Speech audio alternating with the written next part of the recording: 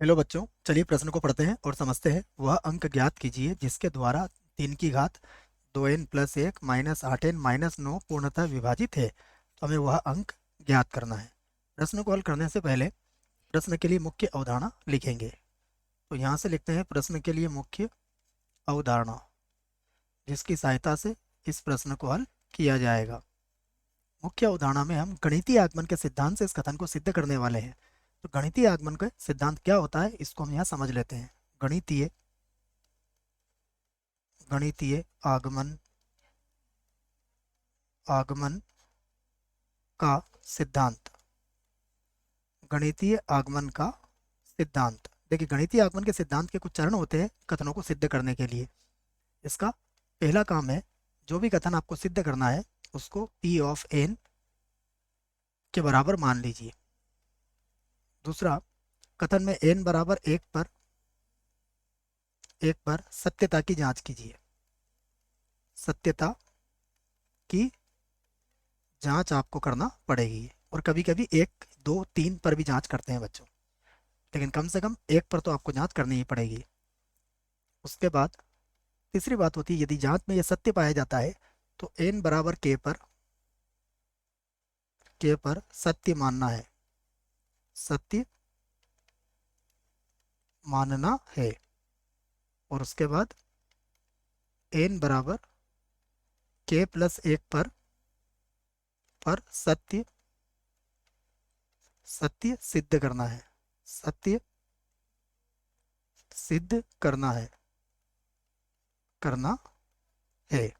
यहाँ पर k जो है बच्चों, कोई भी प्राकृत संख्या हो सकती है ना। यहाँ पर भी k वही है जो ऊपर है, अर्थात यहाँ की कोई प्राकृत संख्या हो सकती है। अब यही हम यहाँ से हल करते हैं इसको। तो हम लिख लेते हैं, माना दिया गया कथन दिया माना दिया गया कथन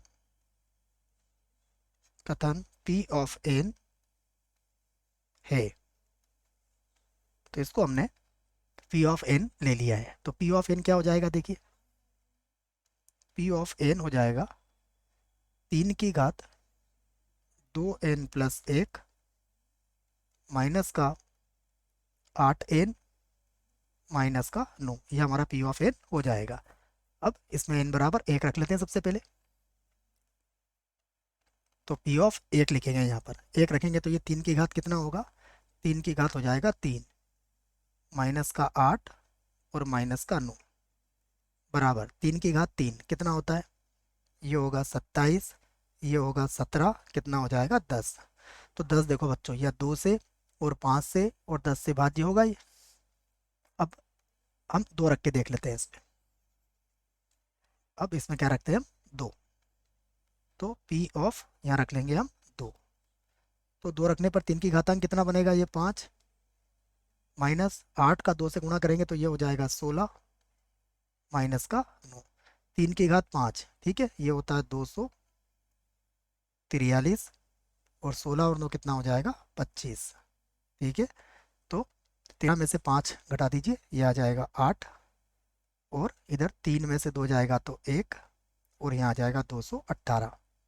कितना आ जाएगा ये 218, ठीक है बच्चों। 218 में 25 जोड़ भी सकते हो आप।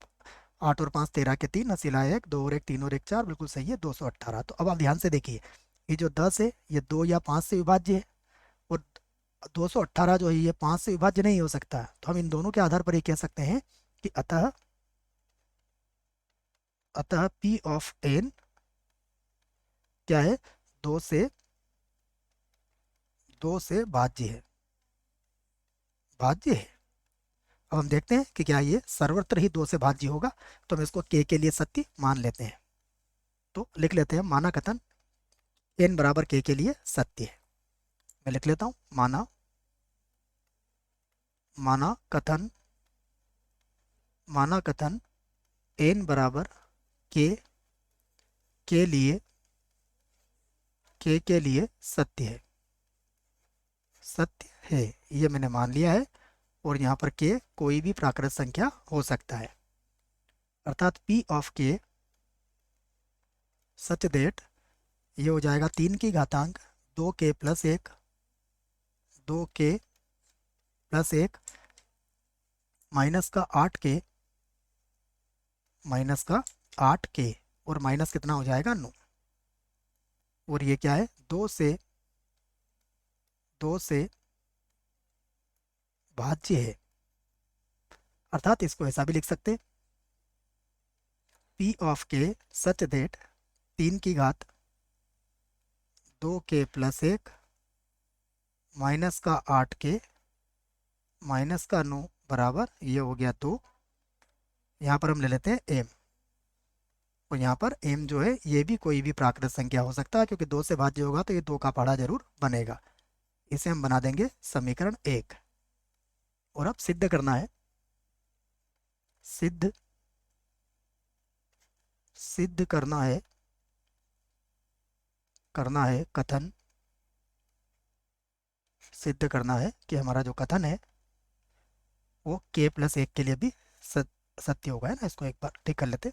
ये कथन है, सिद्ध करना है कथन, कथन n बराबर k+1 पर भी सत्य होगा, सत्य होगा। अर्थात क्या सिद्ध करना है, अर्थात सिद्ध करना है P ऑफ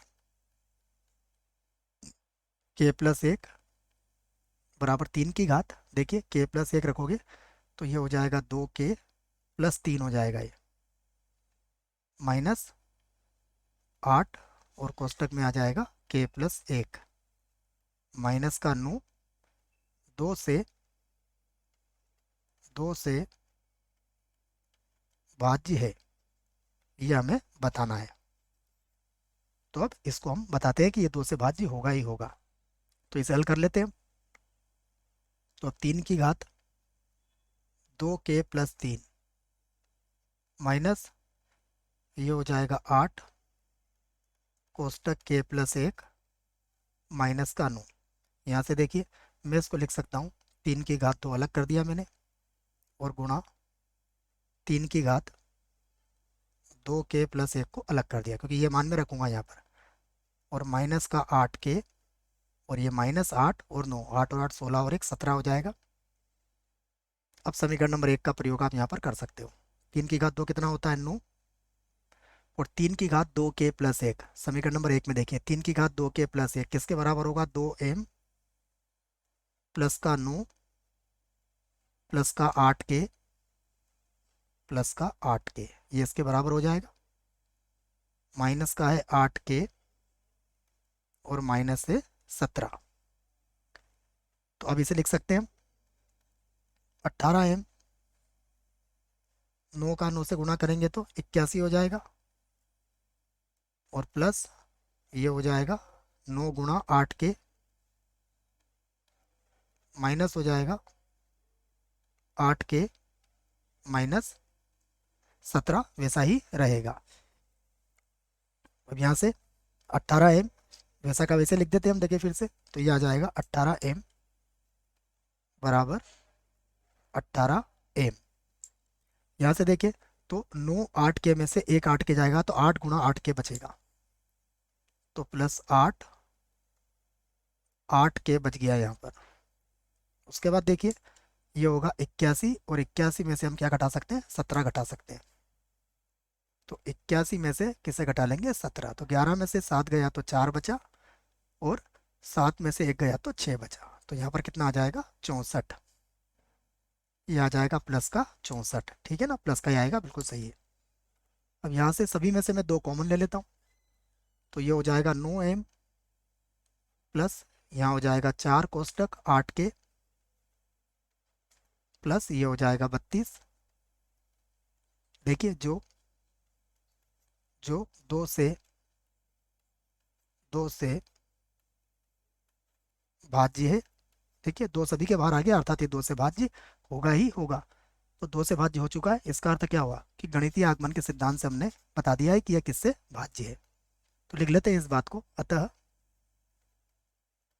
अतः गणितीय आगमन के सिद्धांत से गणितीय आगमन गणितीय आगमन, ठीक है बच्चों, आगमन को एक बार और लिख लेते हैं। गणितीय आगमन, आगमन सिद्धांत से, सिद्धांत से कथन, कथन P ऑफ n सभी n belongs to capital N के लिए, के लिए 2 से पूर्णतः, पूर्णतः, ठीक है, एक बार और देख लेते हैं प्रश्न में कैसा पूछा गया था। 2 से पूर्णतः विभाजित है, 2 से पूर्णतः विभाजित, विभाजित है, ठीक है ना। देख लेते हैं, यही पूछा गया था, विभाजित। जी हाँ, बिल्कुल सही है, सही लिखा है हमने, विभाजित है। तो हमने गणितीय आगमन के सिद्धांत से ये बता दिया है कि ये हमारा जो कथन था P ऑफ n ये किससे विभाजित है। आशा करता हूँ बच्चों प्रश्न का उत्तर समझ में आया होगा। धन्यवाद।